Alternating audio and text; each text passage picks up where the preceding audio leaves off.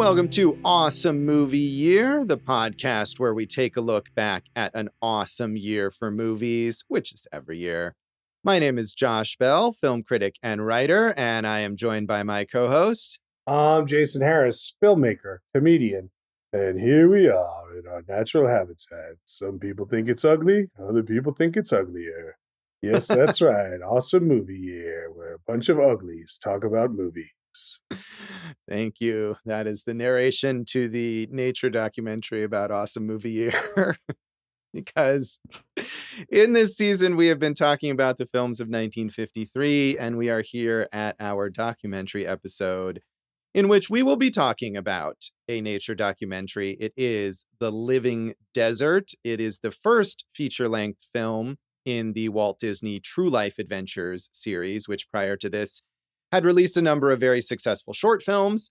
And this film was also very successful. In addition to being a major Disney release, it was the Oscar winner for Best Documentary Feature Film, and was a huge movie at the box office. Grossed $2.6 million on its budget of $300,000. It, at the time, which is a weird thing, became the highest grossing film of all time in Japan, which I don't know how long that lasted. Probably not all that long. That's a good stat. That is. Yeah. And won some other awards too. In addition to that Best Documentary Feature Film Oscar, it won a Special Achievement Award at the Golden Globes. It was one of, I think, 9 films designated for the International Prize at the 1954 Cannes Film Festival. And at the 1954 Berlin Film Festival, it won the Big Gold Medal for documentaries and culture films. That is the official name of that award. So, and a special achievement from the Golden Globes. I think you met. Did you say that? I did. No, but you can say it again. Also won an Oscar for Best Documentary. So yeah, I mean, I think it's interesting because we watched this movie, and I think we can all agree, as Jason was kind of mocking there, it's super hokey, and it's not the kind of movie that you would expect to win those prestigious awards nowadays. But at the time, it was a pretty big deal. Well, they did a really good job of filming, editing, pacing it out. I could see how this type of thing could take a hold, especially like I was like, thinking about Japan, and I'm like, how cool must it have been to learn about the Southwest of America via landscape and animals in a project like this? Yeah, and I suppose maybe we take for granted now that this is the kind of thing that we see on TV constantly. Right. But maybe, yeah, especially you're right, in another country, this might have been actually quite exotic because it's not something that people had access to just all the time. Josh, you mentioned that these True Life Adventures, this was the first one that was feature length. Although Seal Island, one of the short subjects, had already won an Oscar from the True Life Adventures a couple of years before that. And these were hugely popular. I think the True Life Adventure series overall won 5 Oscars for short films over time. So yeah, Disney was raking those in at the time. Have you ever seen Seal Island? I have not. I don't know if I've seen any of these, although I mean, as I noted down, for the legacy, that a lot of these, in addition to the short films that were actually short, the feature films were later like broken up into short films and shown as educational films. So I may have seen something like this in college, or not in college, in school, at like elementary school or something. But I don't think I saw that. Did you, Jason? I did see it, and I learned something really interesting. We're never going to survive unless we get a little bit crazy. Oh, that was just a big wind up for a joke. I was trying to take it seriously, give you some history, and you just made a seal joke. You can get kissed from a rose on Seal Island. Thank you. That's really great. Here, Josh, I'll give you a fun fact. The Academy Award that Walt Disney earned for The Living Desert helped him make history as the individual with the most Oscar wins in a single year. At the 26th Academy Awards, in addition to winning Best Documentary Feature Oscar, Disney also won the Academy Award for Best Animated Short Film for Toot, Whistle, Plunk, and Boom, the Academy Award for Best Documentary Short Subject for The Alaskan Eskimo, which might have been part of a series like this, and the Academy Award for Best Short Subject 2 Reel for Bear Country, which is also kind of probably something like this. Yeah, and that's crazy. I guess I mean this is kind of a dumb thing to say, but Disney as this sort of monolithic corporation is so entrenched that we forget, maybe I forget that, like, oh, Walt Disney the person was like actually the producer of all these movies, and so he personally would have won, Oscars like you were just describing as the producer of these films, and as someone who would be somewhat hands-on. I don't know how hands-on he really was. Also, probably as the, head of the company, he probably gets the producer credit on everything that they do. I wasn't around back then, and rumor has No, it if weren't I you? was, he might not have been a fan of me. Yeah, well, maybe that's subject for another episode, perhaps. Yeah. We'll ask Uh, Kanye West. yes. So critics were pretty wowed by this as a technical achievement, at least. And as we're saying, this is something that you didn't really see that much of other than these other Walt Disney shorts. It wasn't as common as it is now, where you can turn on multiple cable channels and see nature documentaries all the time. So this was an impressive achievement as far as critics were concerned, although there were some issues with the Disney aspects of it. So Bosley Crowther in the New York Times said, the whole film is frankly intended to show the violent and dramatic ebb and flow of life in a waste of sand and cacti. And that it decidedly does. Indeed, if there is a sense of surfeit to be felt as the picture goes along, it is because of the sameness of the moral conflicts that occur in the varying scenes. Also, there is another weakness of the Disney boys evidenced in this film. The general public will not object to it, but the studious naturalists may. That is their playful disposition to edit and arrange certain scenes so that it appears the wildlife in them is behaving in human and civilized ways. However, Mr. Disney's earnest people have done a remarkable job of collecting some extraordinary footage, and his editors have assembled it well for excitement and fascination, more than for education. I mean, I think you get the education because of the excitement and fascination, right? Like, if you're more invested in something, you're going to learn more because of it.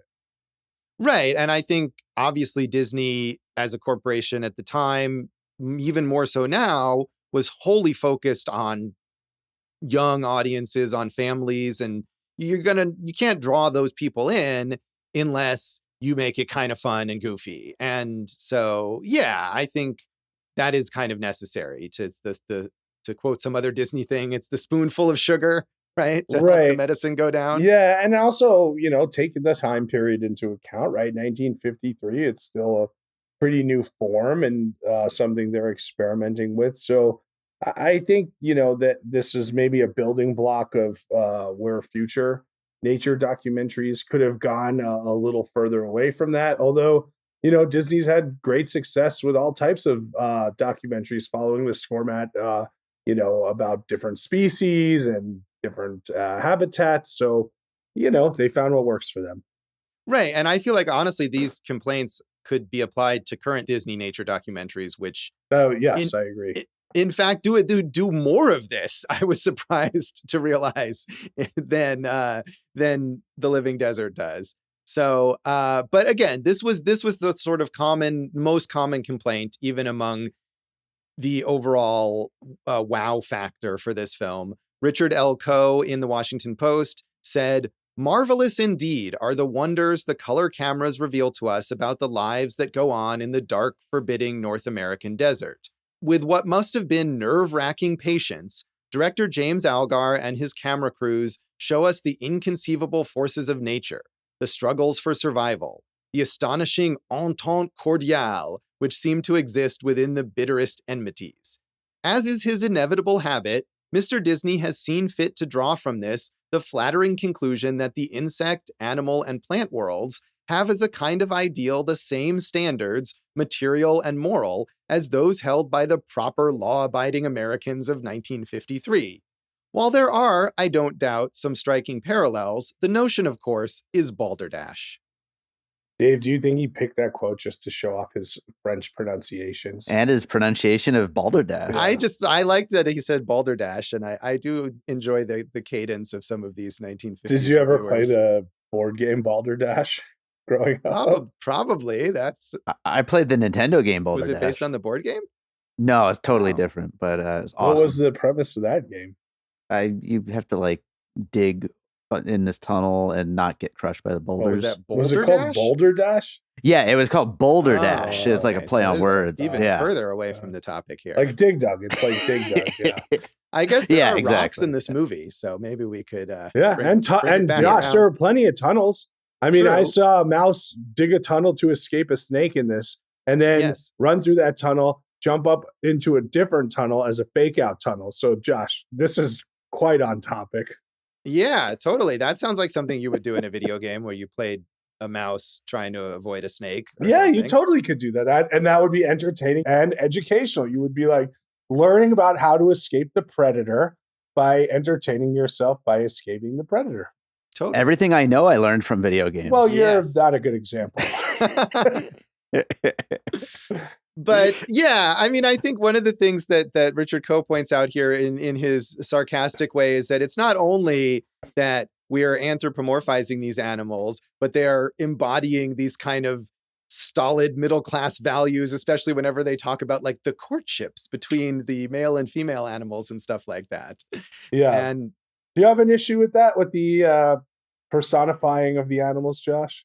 no, I mean, I think I'm with you overall in that this is aimed at kids and this is the way to get them interested. And as long as they're not being inaccurate or misrepresenting, which maybe there is a little of that as well, especially in the way that some things are edited, I don't think it's a problem. You know, again, I found this less irritating than some of the more recent Disney films where they get, you know, this is narrated by just like some guy who worked at Disney, but now, you know, they get celebrities and not only do they anthropomorphize these animals, but they give them all names and they kind of like make up relationships like, oh, these ones are friends or this is like a family or whatever. And it's complete balderdash. So A few of these had names. I forget, like Mr.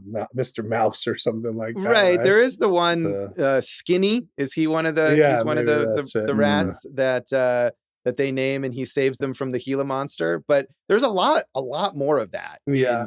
In some of the later ones. I mean, I get it. Like, again, it's a way to make people care. But also, one thing they did, and I think you got to give them credit, is like they do talk about the ecosystem and kind of like the food chain and the life cycle, but they weren't like, look out, Mr. Mouse, big bad snake, he's gonna get you, right? Like they were at least give them credit for being matter of fact of like, hey, you know, this animal's gonna go eat this animal, but not if this animal eats that animal first, you know, that type of thing.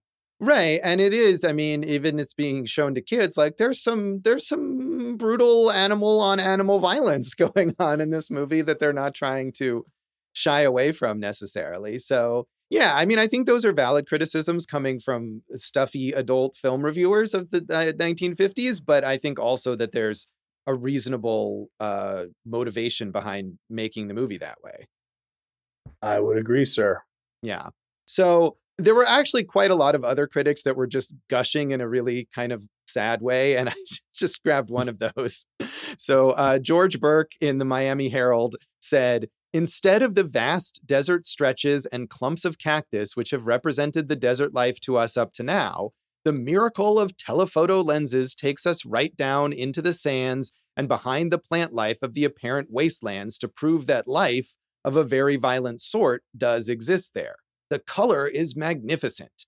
The film's chief greatness, however, is represented in the intruding close-up shots of desert life in its very rawest. There are too many sequences of sheer, stark realism, some of them inspirational because of the element of primitive courage they contain, to comment adequately on here.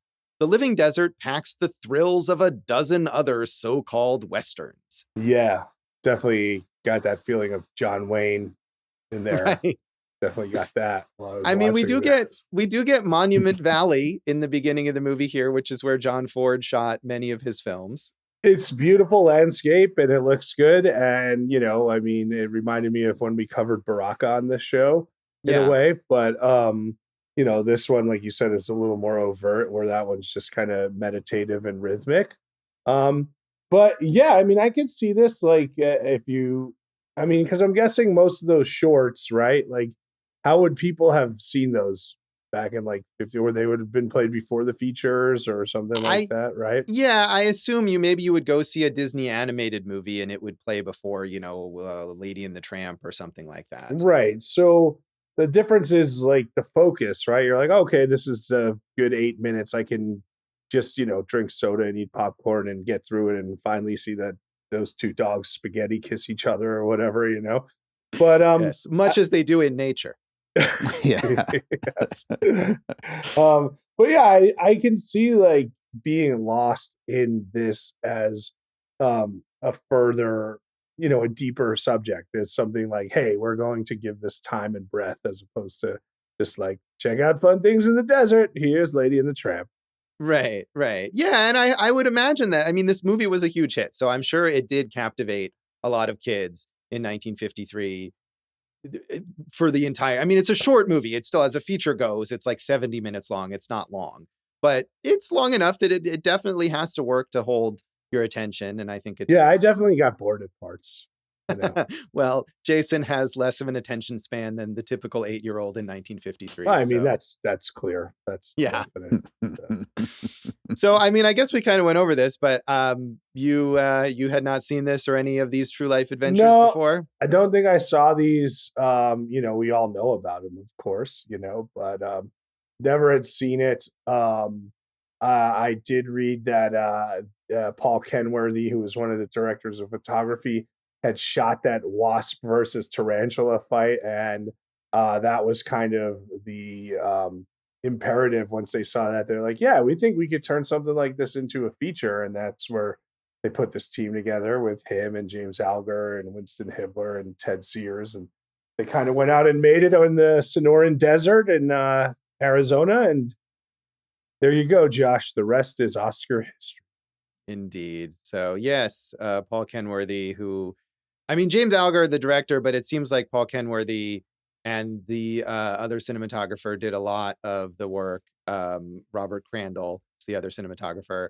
And, which is, I think, the case now, too, with a lot of these Disney nature movies where this BBC nature team goes out and gets all the footage. And then there's another credited director who kind of puts it into this Disneyfied narrative Story, with a right. wacky, with a story and some celebrity voices. And we probably talked about this in Baraka, but these guys don't, the people who actually go out and shoot this stuff don't get enough credit because one, it's not easy. And two, they capture these magnificent scenes in nature that, a spoiler alert, are not rehearsed. And they're able to catch them in such unique and fanciful angles. Like, it's really a impressive job when done well. Yeah, I mean, and as much as like you might wonder if some things here are manipulated, like there's only so much manipulating you can do to like wasps and tarantulas. Like they're not going to take direction. Yes. Well, remind me of that in the legacy section when we can talk about James Algar and his manipulation of nature Yeah, documentaries. So. there is that we'll get to. So, did you ever see? You never saw any of these, Josh? Or I don't think so. But these are the kinds of things that, especially the shorts, I feel like they would have shown on the Disney Channel, like in between movies or in between episodes of stuff, to fill time because they didn't have commercials. And I'm sure I saw bits and pieces of these, whether it was this one or other ones. There wasn't anything that sometimes will happen. You watch something and suddenly it'll trigger this memory like, wait a minute, I remember as a child having seen this, even if you hadn't consciously realized it, but nothing came up like that for me. So probably not, but I think I probably had seen some clips of various Disney True Life adventure movies over time, maybe in school. I don't. But Dave, had you seen this? I'm kind of in the exact same boat as you, Josh, where it's like you see these things and the voice and the music and the way these things are shot, and you're like, I had to have seen some of this, but none of it really rang a bell, though. Dave thinks that Darkwing Duck is a Disney nature documentary. Hey, man, I liked Darkwing Duck. So, did you watch this with your daughter, Jason, or just alone? No, I watched it alone. Gosh. All right. Do you think she would like it or get bored? I think both. I think she would be like me. She's like, it's fascinating, but then she would get bored, and then she'd come back into it at the more exciting sequences. Yeah. All right. Anything else on the background of this film you want to talk Honestly, about? I feel like we've covered the entire historical background of this film, like very thoroughly in this segment. We have indeed. So then we'll come back and get into more of our general thoughts on the living desert.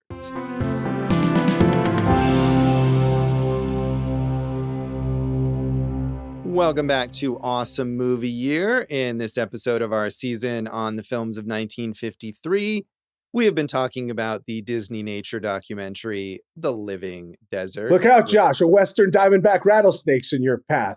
Oh, no. That's thank you for that. Sounds like a very researched quip that you made sure to get the right type of rattlesnake. I clearly know my Sonoran desert animals front and back. Clearly. So yes, we live in the desert here in Las Vegas, as I think Jason might have mentioned at the end of our last episode that we were looking forward to seeing our desert kin. Yeah, here. but of course, on our day-to-day lives, we don't see curve-billed thrashers or lesser long-nosed bats.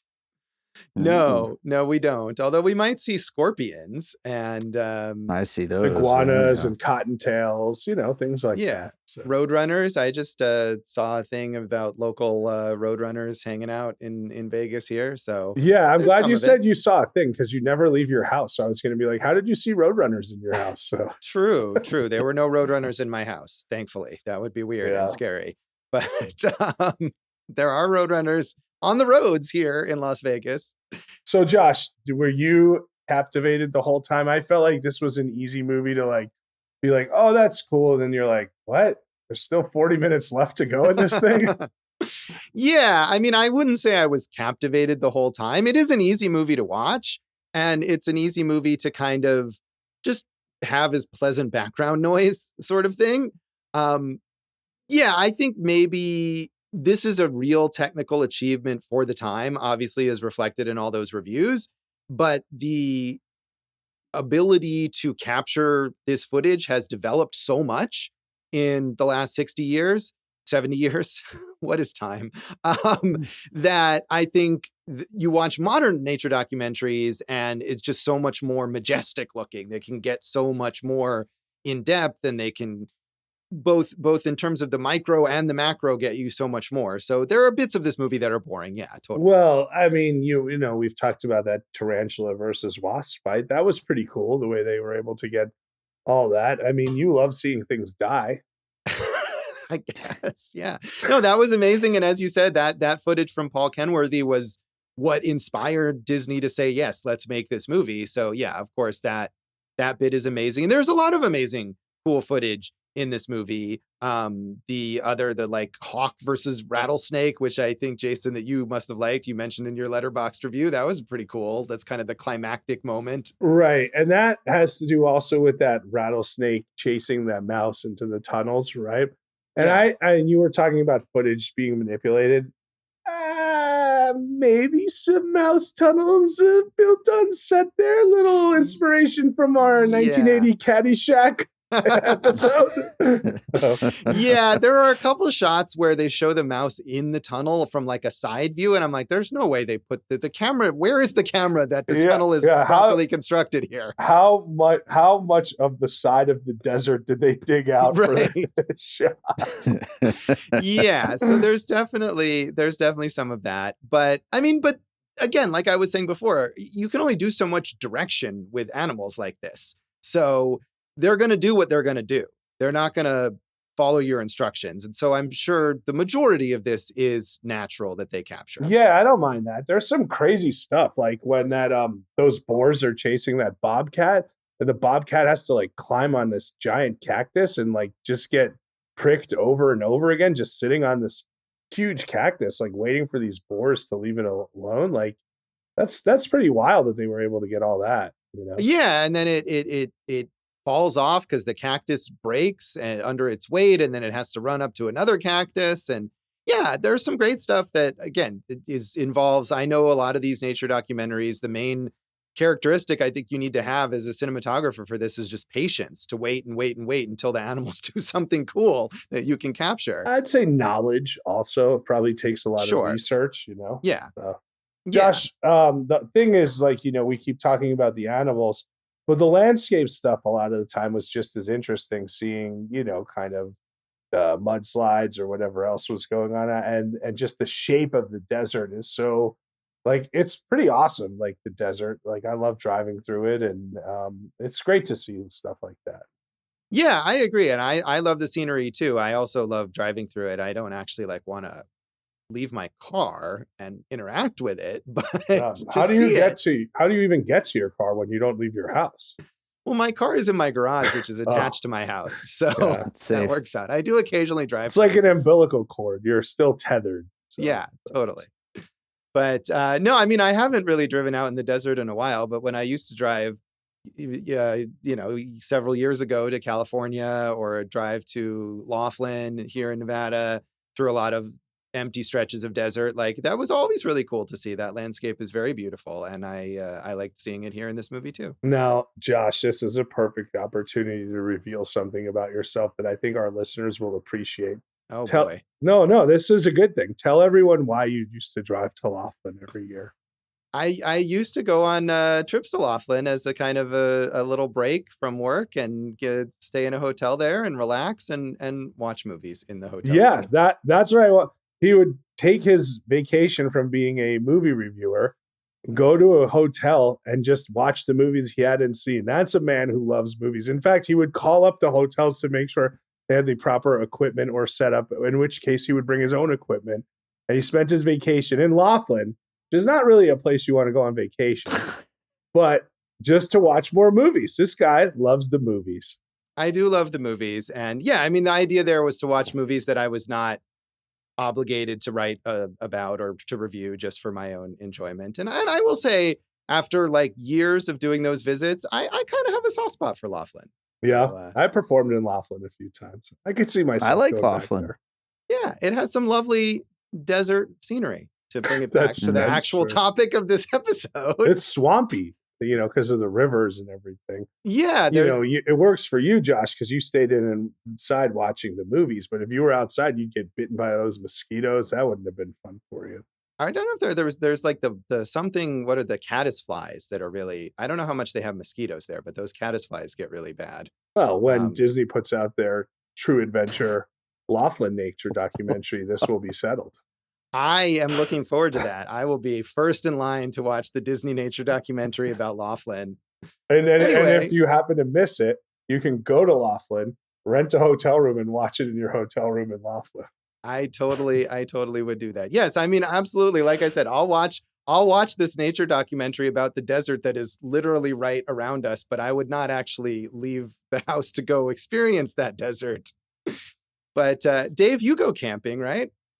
Yeah, sure, absolutely. And that you're right. Like the landscapes are just as important as the animals here. Like it's really beautifully captured. And obviously, the planet doesn't change that much. But it's interesting to see it being captured, like you said, 70 years ago. Like seeing those places that we've driven through, versus what they look like now. And if we were to watch some modern nature documentary, it's cool to see, especially if you take pride in the place you're from. I mean, Yeah. the planet does change because we're decimating it because we're awful.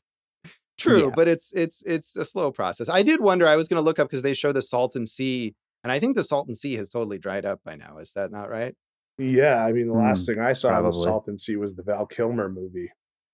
Yeah, So that was environmentally damaging. that's a deep cut for you. Dave, where do you go camping? Mostly up like Great Basin National Park. Up in that, which actually there's a documentary out right now about that. I'm looking forward to watching. But yeah, it's like northern Nevada. Yeah. Not in the desert.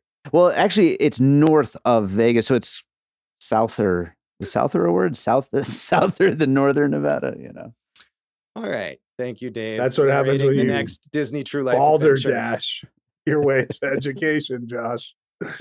Jason, what was your favorite animal in this film? Oh, that's a good question, Josh. The mice were actually surprisingly cute, that Gila monster is an imposing figure. Yeah, I mean, I think that's where and yeah, I liked watching the hawk murder the rattlesnake. I'm not gonna lie. Yeah, that was pretty cool. I did like the kangaroo rats. They were kind of cute, and they have their little pouches and whatever. I thought they were fun. They seemed very resourceful. I think that was what we were talking about. Skinny, he was one of them. I Yeah. think that who saved the day when he boarded the Gila monster. So that was pretty I fun. thought that was pretty cool because that snake who did get murdered, the mice would just kick dirt in its eyes because it had no way of protecting its eyes. That was a good defense mechanism. Yeah, that's the fun little thing that I feel like you can learn from these movies, where it's like these weird quirks that these animals have to defend themselves, or in other nature documentaries it'll talk about like the symbiotic relationship between animals that you wouldn't expect to have any connection to each other, and how the whole ecosystem kind of works together. So that's always interesting to watch. Yeah, what was the scene where the one animal got stuck in the other animal's mouth and you thought it was going to die, but then it somehow escaped? It like escaped out of the mouth. You Yeah, remember that? the toad eats a beetle, and then, or attempts to eat a beetle, and the beetle like uses its pincers to Oh, get the toad's tongue, and the toad spits it out. oh my So God. yeah, Nature's I crazy. thought there was another, but that's that's the one I recall. yeah. But you guys aren't mentioning the best scene in the entire movie, Which is that? Which it is, of course, the scorpion square dance. Yeah, I was getting to that. Yes. And that is the number one example, obviously, of the manipulation of footage in this film. The courtship. As I say, there's a lot of moments in here where they ascribe heteronormative patriarchal values to these animals. the best kind. Of Right, course. guys? Huh? Totally. Let's go on record and just say that. Thank you, Jason. That's what we Scorpion want out dudes there. rock. And so the two scorpions are doing their mating dance of some kind. And obviously there really is some kind of dance-like thing happening, but they play this like hokey square dance music, and the poor narrator has to sort of attempt to sing this little square dancey song. And they're clearly just looping the footage back and forth to make the scorpions look like they're dancing. And then they have this footage of an owl, which may not even be anywhere near the scorpions, as if it's watching them. And it's also looped so that its head is moving back and forth like the Night at the Roxbury guys. And it's kind of hilarious. Personally, I think they should have put Rock You Like a Hurricane under there. You know, have the scorpions dance to Klaus Meine and the scorpions and everything. Nice. But whatever, Josh. Yeah, I mean, exactly. And like I said, it's not like they don't do this. You mentioned the scorpions, who of course did not exist in 1953, but I remember watching, I think it was the penguin one, maybe a recent Disney one. And there's some bit, I think, where the penguin chicks start taking their first tentative steps or whatever, and they play "Here I Go Again" by Whitesnake. Like, come on. And that actually happens. Josh, of course, talking about the nature documentary Happy Feet. Happy Feet. No, that was a real. I'm telling you, it's in I think it's just called March of the Penguins. Remember March of the Penguins? That was a big one. That was a good one. But no, this was a Disney one that was just called Penguins, I believe. They weren't marching. No, well, they were, but you couldn't call it March of the Penguins because that's a different movie. Did you guys learn anything interesting from this one? Because like I was surprised about the tortoises manufacturing water in their body. Yeah, that was interesting. And the kangaroo rats did it too, they said. Right. I mean, the tunneling and all the mouse defense mechanisms are the things that I learned about. Mm-hmm. So if I go to the desert and try to catch a mouse, what I'm going to do is block up a secondary tunnel of them, and then they'll be trapped because I've already beaten their escape hatch. That's a good call. Good plan. I think that's going to come in. By the way, if I go to the desert and try to catch a mouse, it's pretty much all over for me, fellas. Yeah, I don't know what is motivating you to do that. That's exactly my point here. Now that I look back at it, I don't think things are going well for me at that point. So I feel like we've really covered this film, which is it's a very simple short film, but it's nice. It's fun. So are there any other highlights, Jason, that you feel like we should talk about? No more highlights, Josh. No, that's it. No That's the highlights. end. Dave, was there anything else you liked, or you just wanted to mention the scorpion square dance? I like when the narrator called the hawk Old Butterclaws when he misses this. Yeah, and that is, I will say, that is one sequence where the hawk is trying to hunt bats, and they're all flying in the air, and the hawk is trying to fly at them, where you can tell, like, now, if they wanted to shoot that, they would be able to get up close, even in the air, to show you the hawk grabbing a bat. But here it's all shot from very far away and you can't see very much. So that narrator is Winston Hibbler. Josh, I personally would have liked it if he would have taken a side in some of these battles. Like if like when the hawk got onto that snake, it was like, "Die, you miserable rotten bastard." You rattler, son of a bitch. Yeah, no, he was pretty neutral, other than his promotion of the patriarchal values that we've discussed earlier. Yeah. But Which Yeah. you have said are still the right values for us to live. yeah, definitely quote me on that. So, Yes. so should we rate this movie out of 5? I don't know, what animal do we want to choose to be the avatar of this film for our rating? I don't know. It could be mudblubs. Remember the Mudblubs. We did forget yeah. to mention the Symphony of the Mudblubs, which is Yeah. obviously very, very heavily edited, of these bubbling. I guess, was that in the Salton Sea too, where the mud bubbles start after it rains, and they set it to this rousing classical music. No, Josh. The mudblubs went off and then they had to find music that matched it. Yeah, exactly. That was clearly what it was. It was all natural. Yeah. So, Josh, here's where it is for me. Like I said, I was impressed the whole time, but not enthralled the whole time. So, technical achievement, if I'm adding everything together, it's 3. From an enjoyment standpoint, it's like 2.5. Yeah, that's fair. I'm kind of with you. I would say I'll give it a 3, and it is more of a curiosity in terms of the development of this kind of filmmaking than it is like super fun to watch, but it is fun to watch at times. So yeah, 3 from me. Dave? Mudblub. I, I'm going to Mudblub. 4, which Mudblub. may be overrating it a little bit, but I was just laughing throughout. There's so much ridiculous in here that I had a good time. So I went all the way to 4. Wow. Okay. One more Mudblood. Blah, blah. Thank you, Jason. All right. We'll come back in a moment and talk about the legacy of the living desert.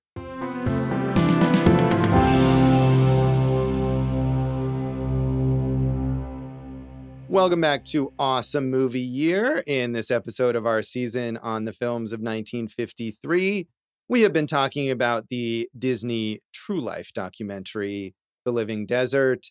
And as we have been talking about, these true life adventures were a big thing for Disney. This was the first feature-length one, but there had been a number of shorts, and they continued under this brand name through 1960. There were 2 others that won the Best Documentary Feature Oscar, both The Vanishing Prairie and White Wilderness, both directed by James Algar. And I think 5 of the short ones that also won Oscars for Best Documentary Short. And Jason, do you want to talk about the horrifying thing in White Wilderness from 1958? So this is the one that they did the investigation on, like years Yes. later, right? Like in the Yes. 80s or something. The CBC, Canadian Broadcast Company, who, by the way, if I'm going to recommend podcasts to you guys, like if you like true crime and investigative podcasts, the CBC, awesome stuff. So they started doing this investigative report on like, hey, are some of these nature documentaries staged? And what were they, muskrats or something, Josh? They're animals? lemmings. Lemmings, They're right? Lemmings. So this guy, right, our 3-time Oscar-winning, 4-time really friend Algar, not only staged some stuff with lemmings, but he staged mass suicides with them, where they're all jumped to their death, like they just plunge into like icy cold water or something like that. Yeah. So he's a genocidal maniac when it comes to lemmings, is what I'm telling you. So wait, do they not do that at all? And is that an urban legend based on his staging? Well, Yeah. Here's the thing, and what I was unsure of is there are other lemmings who might do that, but the species that he was using specifically were like lemmings in Canada, and the scientists was like, yeah, our lemmings don't even migrate, so they wouldn't kill themselves. But maybe you're right. Maybe he made the whole thing up for the documentary. Yeah, I mean, I think that this pervasive cultural idea, it's like it's a common cliche of like, oh yeah, lemmings all just. It's based on this Disney movie that was fake. That is awful. Yeah. Yeah. Really puts things into perspective when you're murdering. Can I take my 4-star back down to 3? Yeah. and that one also won the Oscar for Best Do you think Documentary he was like, Feature. come on, guys, we got to get the lemmings mass suicide. We're never going to win if we don't. Yeah, once you win that first Oscar, you just keep chasing them. Right You to got your to head. raise the stakes or whatever. I mean, Josh, maybe he thought he was never going to survive unless he got a little bit crazy. But that was a seal, not a lemon. I know, but what he did is crazy, Josh. True, it is. And yeah, it's so pervasive. Dave, I don't know, do you remember, wasn't there a video game where there were lemmings that were just jumping Lemmings off ledges? Is a classic. Yeah. Absolutely. Balder Lemmings. Right. I think it was just called Lemmings. I don't remember, but I played that as a kid. So yeah, all thanks to James Algar. As far as I know, the Academy has never rescinded the Oscar. And I wonder if that movie is still available on Disney Plus, because almost all of these are. Yeah, Academy so white, more like Academy so anti-lemming. Yeah. James Algar also did he directed the very famous The Sorcerer's Apprentice sequence in Fantasia.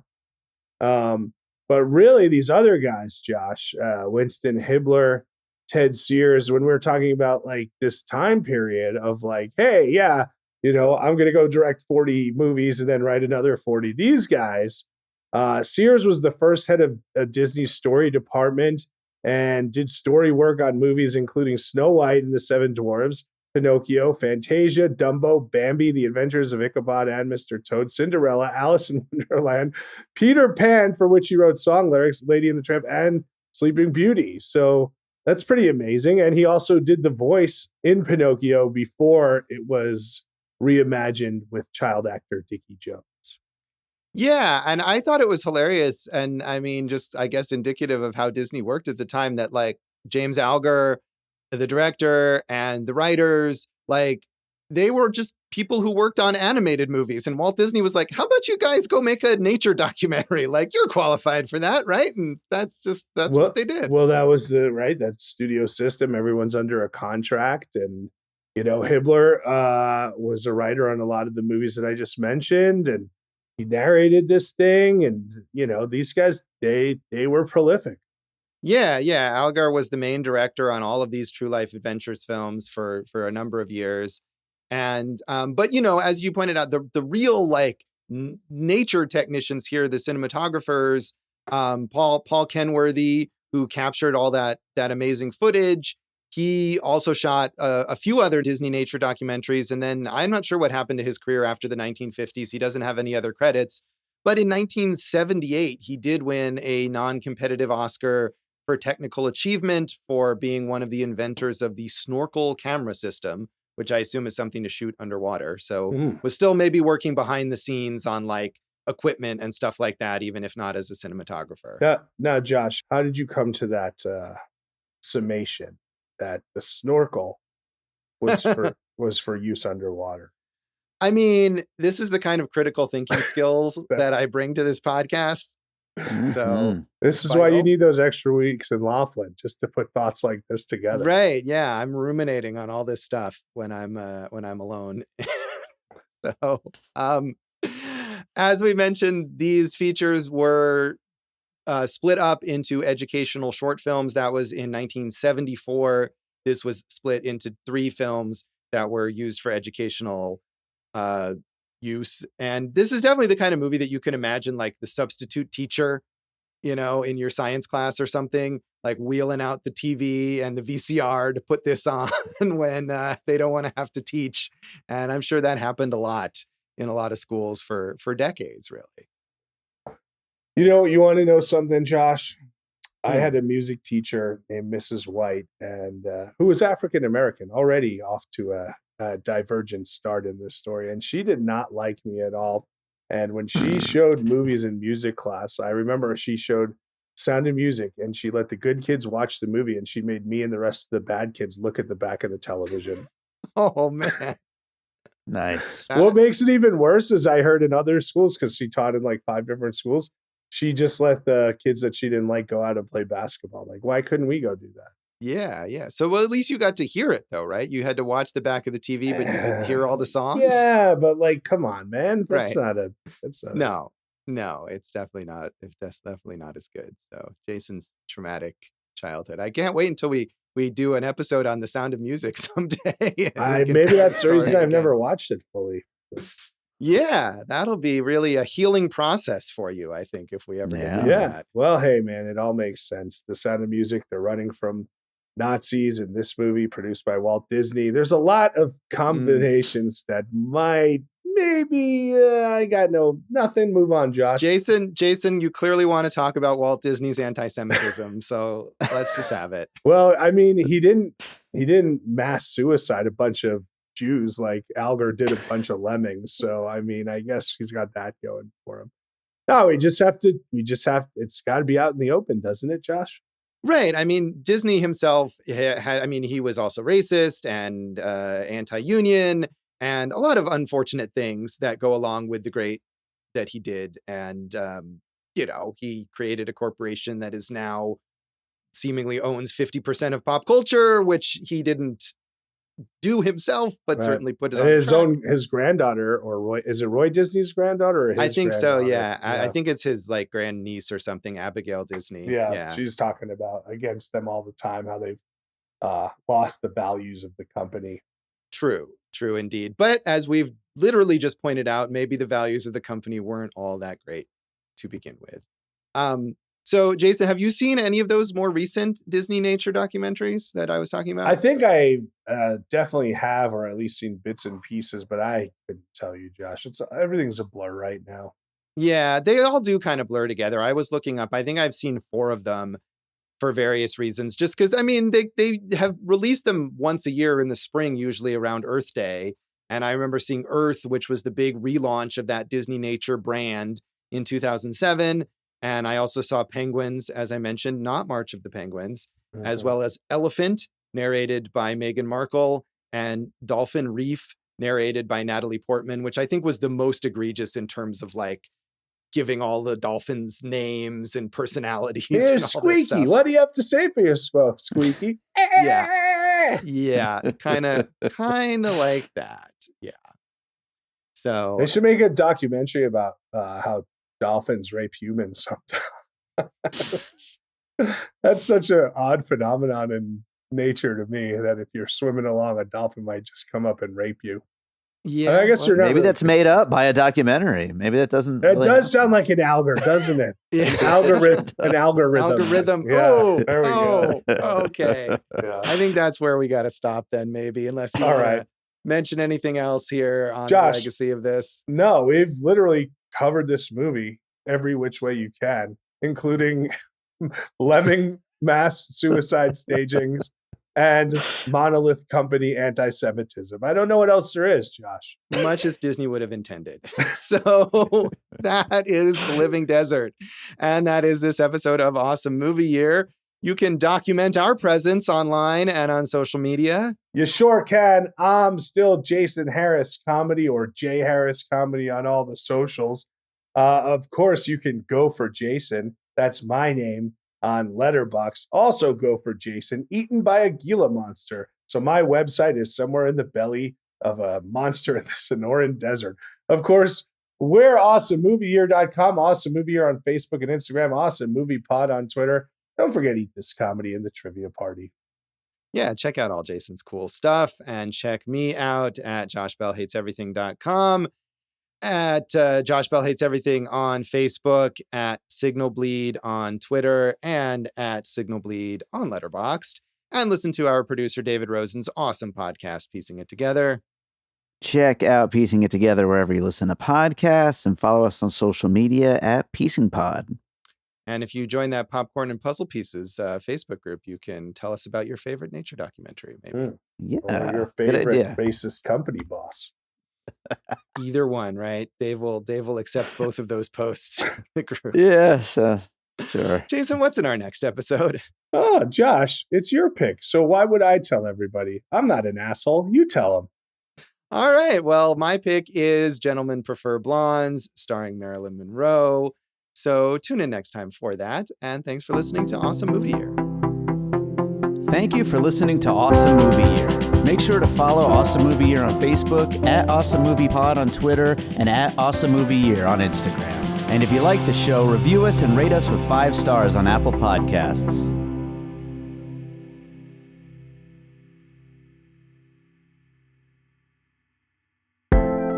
An All Points West production, produced by David Rosen in Las Vegas.